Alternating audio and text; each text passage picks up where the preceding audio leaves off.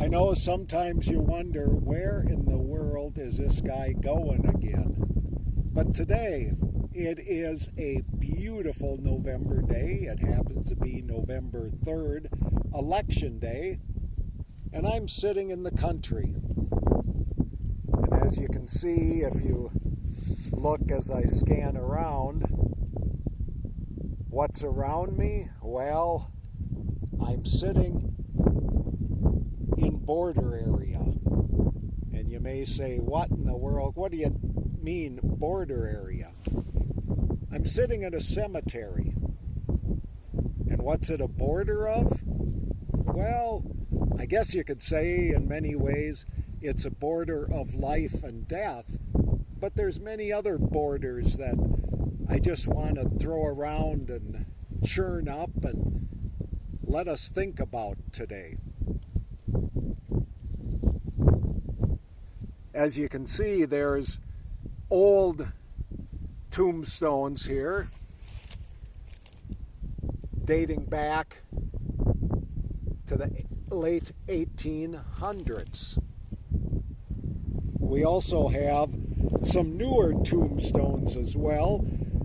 Maybe they aren't original, maybe they've been replaced, it's hard to say. But these are from around the early 1900s. And this particular tombstone, obviously much newer than the others and much more recent. So we have some boundaries, yes, not just of life and death, but boundaries of time, of generations, of changes. And this cemetery is also bounded by farmland, by agriculture, by a few trees, and by a road.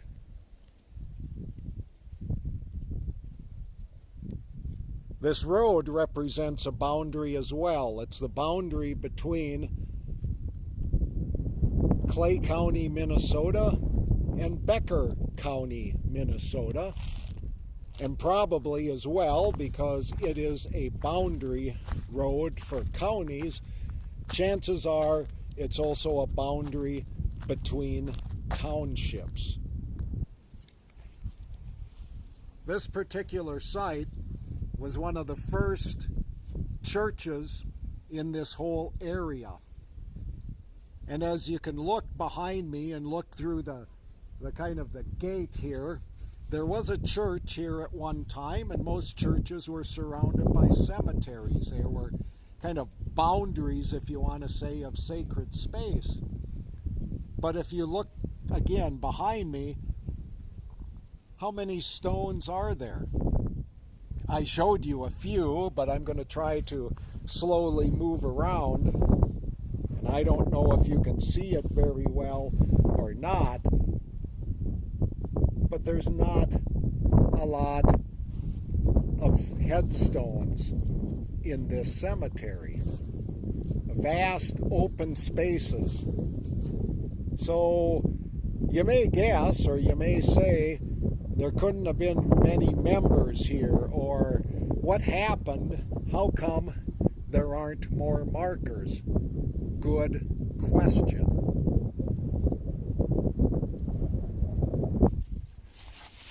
So right now we're looking to the west.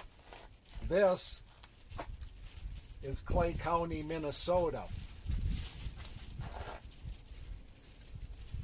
You can see some trees, some farmsteads, some areas that used to be probably a lot more populated than it is today.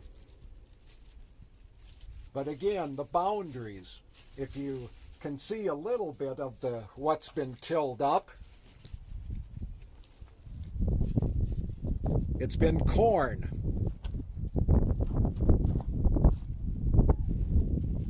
Was that what was here back in the late 1800s as the settlers came to be a part of this area? Or have things changed since then?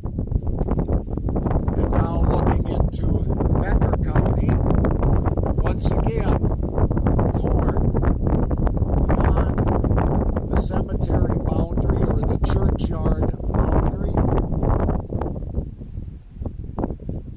there's a few farm places. Is this the way it was over the centuries? And here we're standing at the intersection of counties, of roads, of fields, of life, of death. So what was it that these pioneers wanted? And what did they want for themselves? And what did they want for those who would come later? Sometimes I believe we get caught up in trying to, if you want to say, live beyond our boundaries, leave a legacy that what we're doing or who we are or what we provide is so important that somebody else in the future needs to hang on to it and hold it as dear and as precious as we have. One other tidbit to fill you in on about this particular place is that they suffered through a pandemic, the influenza pandemic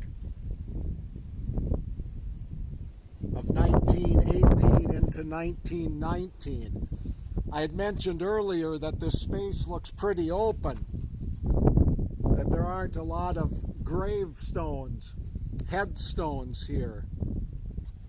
And in a document that I received about this particular cemetery and the history of this place, it says that there are probably 1,600 graves in this area, not just here, but back into Clay County as well. What is now plowed field, possibly, or somewhere in here, if you stop to think about it. How did they get 1,600 graves in this area? Think about it.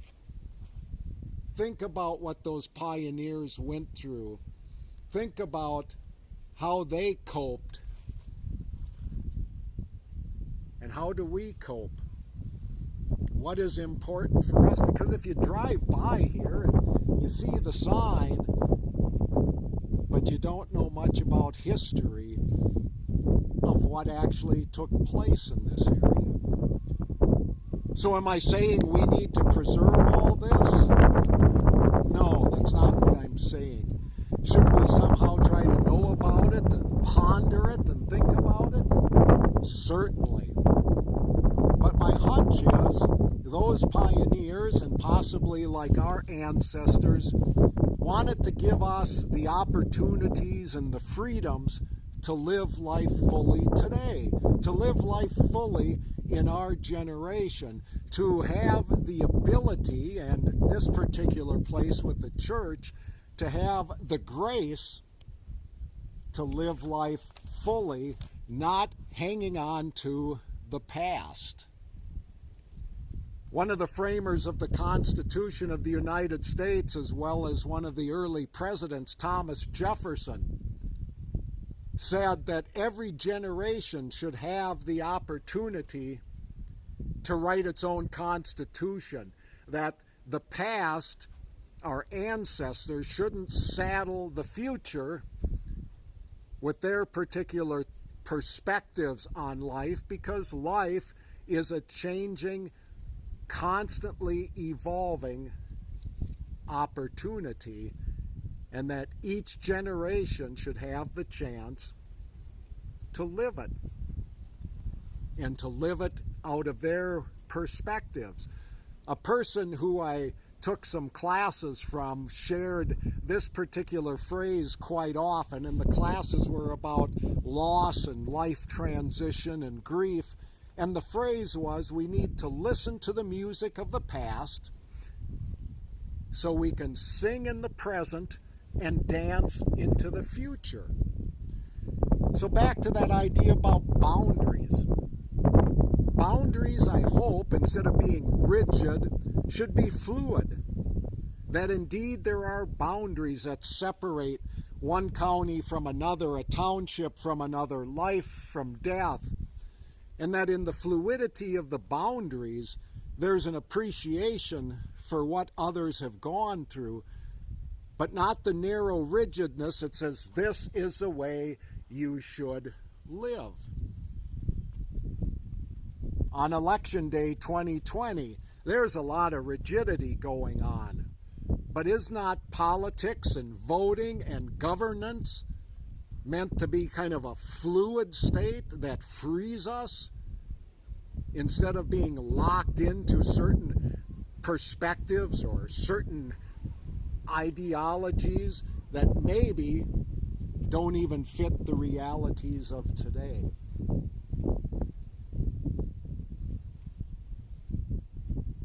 Personally, what do I want to leave? Do I want to leave a legacy? Well, I guess I'm leaving YouTube videos, and who knows how long they're going to be in a cloud or somewhere. But my purpose isn't to leave something so somebody can look at it and say, oh, he was such a great guy.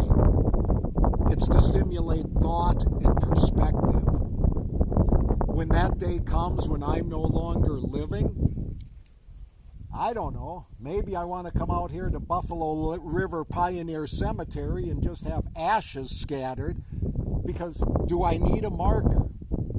Do I need somebody to remember me? Does that make my life valid if somewhere in the future somebody remembers me? I don't know. Those are tough questions that each of us needs to think about. But personally, I want to live each day fully. If I'm going to impact the life of somebody else, I want to do that impact today, not 50 years from now when they look at a headstone and remember.